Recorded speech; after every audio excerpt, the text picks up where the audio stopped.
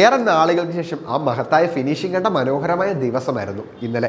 MS Dhoni ക്രീസിലേക്ക് എത്തുന്ന സമയത്ത് Chennai super കിങ്സിന്റെ നില അല്പം പരുങ്ങല്ലായിരുന്നു. ശിവം ദുബെ വളരെ സമ്മർദ്ദത്തിൽ ബാറ്റ് ചെയ്യുന്നു.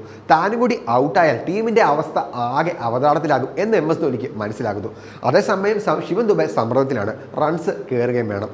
MS ധോണി ഉത്തരവാദിത്തം ഏറ്റെടുക്കുന്നു. പഴയ വിൻറ്റേജ് സ്റ്റൈലിൽ കുറേയധികം നല്ല ഷോട്ടുകൾ കളിക്കുന്നു. ഇത് ശിവം ദുബെയുടെ സമ്മർദ്ദം കുറയ്ക്കുകയും അവസാനം അദ്ദേഹം തന്നെ വിജയ റൺ നേടുകയും ചെയ്തു. എന്നാലും കളിക്കളത്തിലെ ഓവറോൾ പ്രകടനത്തിന് MS ധോണിക്ക് തന്നെയാണ് man of the match award കിട്ടിയത്. നേരത്തെ ഫീൽഡിങ്ങിന്റെ സമയത്ത് മനോഹരമായ ഒരു ക്യാച്ചും സ്റ്റംപിങ്ങും ഒക്കെ MS ധോണി പൂർത്തിയാക്കിയിരുന്നു. ഇതിൽ MS ധോണി പൂർത്തിയാക്കിയ ഒരു റൺ ഔട്ട് അത് സോഷ്യൽ മീഡിയയിൽ വലിയ രീതിയിൽ ചർച്ചയായി.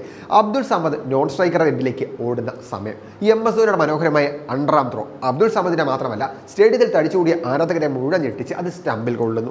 MS ധോണിക്ക് മാത്രമേ ഇതൊക്കെ സാധിക്കുകയുള്ളെന്നും ഇദ്ദേഹം ഒരു അജയ്യനായ വിക്കറ്റ് കീപ്പറാണെന്നും ഒക്കെ പറഞ്ഞ് ആരാധകർ ആ വീഡിയോ സോഷ്യൽ മീഡിയയിൽ ആഘോഷമാക്കി.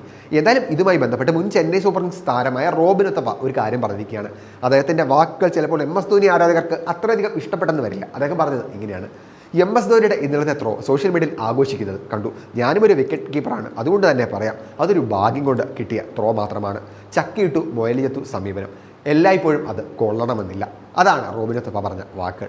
എന്തായാലും MS ധോണിയെ സംബന്ധിച്ച് അദ്ദേഹം ഫോമിലേക്ക് തിരിച്ചെത്തിയതും ഇന്നലെ കളിക്കളത്തിൽ നടത്തിയ ഓവറോൾ പ്രകടനവും ഒക്കെ ചെന്നൈ സൂപ്പർ കിങ്സിന്റെ ആരാധകർക്ക് ആവേശം നൽകുന്ന വാർത്തയാണ്.